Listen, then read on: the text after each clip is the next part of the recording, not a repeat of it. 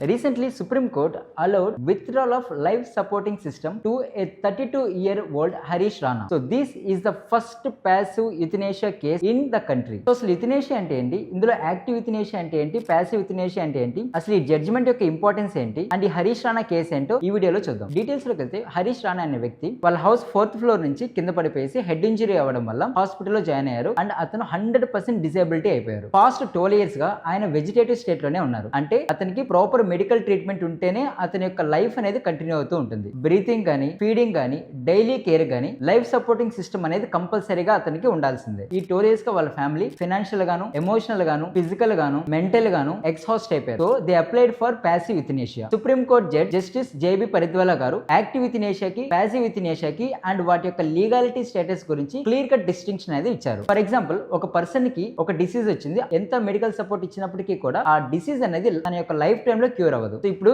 ఈ యొక్క ఎగ్జాంపుల్ కి సంబంధించి యాక్టివ్ యుథనేషియా అంటే ఈ పర్సన్ కి ఇంకా లైఫ్ లో ఇది క్యూర్ అవ్వదు కాబట్టి మెడికల్ ట్రీట్మెంట్ అనేది లైఫ్ లాంగ్ ఇవ్వాలి కాబట్టి యాక్టివ్ యుథనేషియా అంటే ఎక్స్టర్నల్ ఒక లీతల్ ఇంజెక్షన్ ఇచ్చి అతని యొక్క లైఫ్ ని ఎండ్ చేసేస్తారు. ఇది యాక్టివ్ యుథనేషియా. ఈ యాక్టివ్ యుథనేషియా అనేది ప్రెసెంట్ మన ఇండియాలో ఇల్లీగల్. ప్యాసివ్ యుథనేషియా అంటే ఈ లైఫ్ సపోర్టింగ్ సిస్టమ్ ఏవైతే ఉందో వాటిని స్టాప్ చేసేస్తారు, అంతేగాని ఎక్స్టర్నల్ గా ఎటువంటి ఇంజెక్షన్ ఇవ్వరు. సో దీన్ని రైట్ టు డై విత్ డిగ్నిటీగా కన్సిడర్ చేశారు. 2011 లో అరుణా షాన్బాగ్ కేసులో first time supreme court passive యుథనేషియాకి పర్మిషన్ ఇచ్చింది. తర్వాత 2018 లో common cause versus union of India కేసులో right to die with dignity under certain circumstances లో ఇది ఫండమెంటల్ రైట్ గా కన్సిడర్ చేసింది. సో మనకి ఏ విధంగా అయితే freedom of speech, freedom of expression, freedom to assembly, freedom to protest in a peaceful way, right to education, right to information, right to vote, right to live with dignity, ఈ విధంగా మనకి ఏవైతే rights ఉన్నాయో అదే విధంగా right to die with dignity అనేది under article 21 right to life and personal liberty కింద fundamental right గా సుప్రీం కోర్ట్ ఆఫ్ ఇండియా చెప్పింది. ప్రెసెంట్ సుప్రీం కోర్ట్ ఈ హరీష్ రాణా కేసులో దీన్ని అలౌ చేసింది and this is the first passive euthanasia case in the country. ఎందుకు ఈ హరీష్ రాణా కేసు ఇంపార్టెంట్ అంటే, ఒకటి ఆపరేషనల్ పరంగా క్లియర్ కట్ గైడెన్స్ అనేది ఉంటుంది. Second, it strengthens right to die